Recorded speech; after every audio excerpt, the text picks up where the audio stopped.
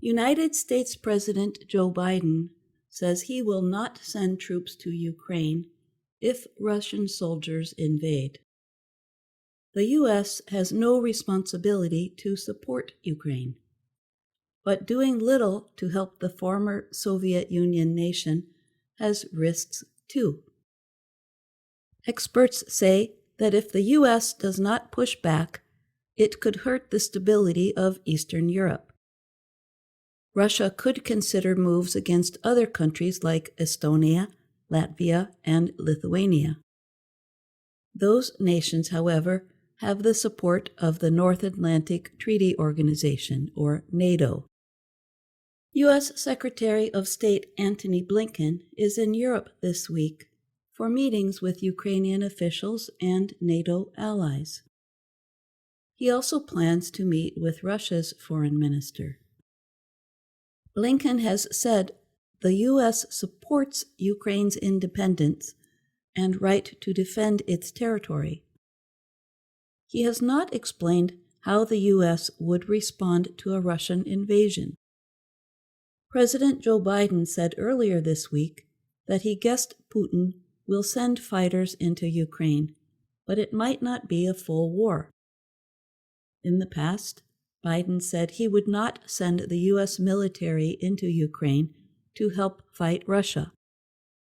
On Thursday, however, he added Russia will pay a heavy price if it starts a war with Ukraine.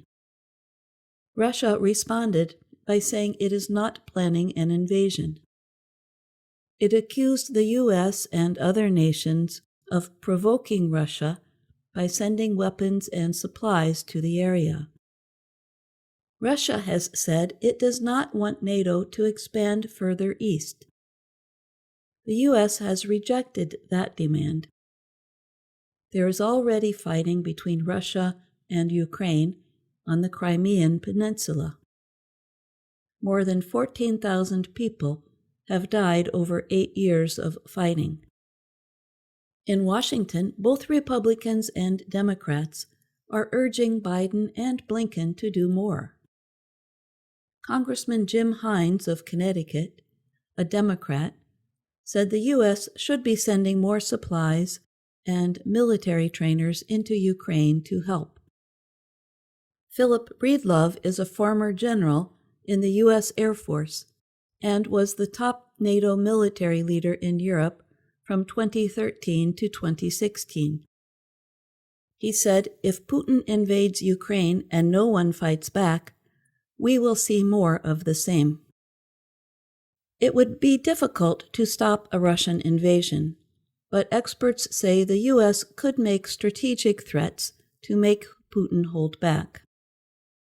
Seth Jones is a political scientist, and Philip Wasilewski is a former CIA officer. They wrote about Ukraine on January 13th for the Center for Strategic and International Studies. They said the best defense would be preventing a quick Russian victory.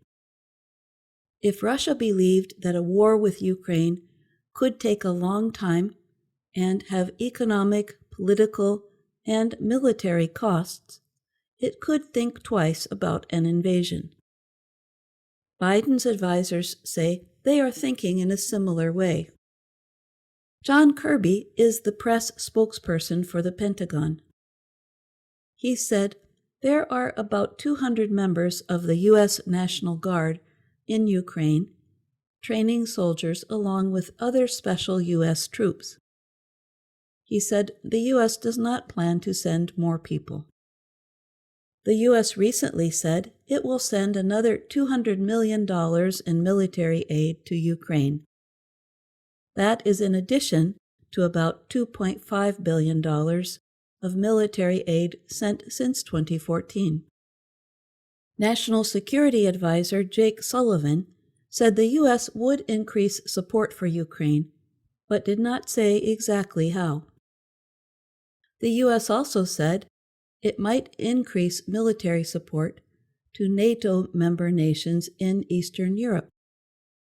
Jones and Wasilewski wrote that the U.S. should make it clear it will fully support Ukraine financially if Russia invades.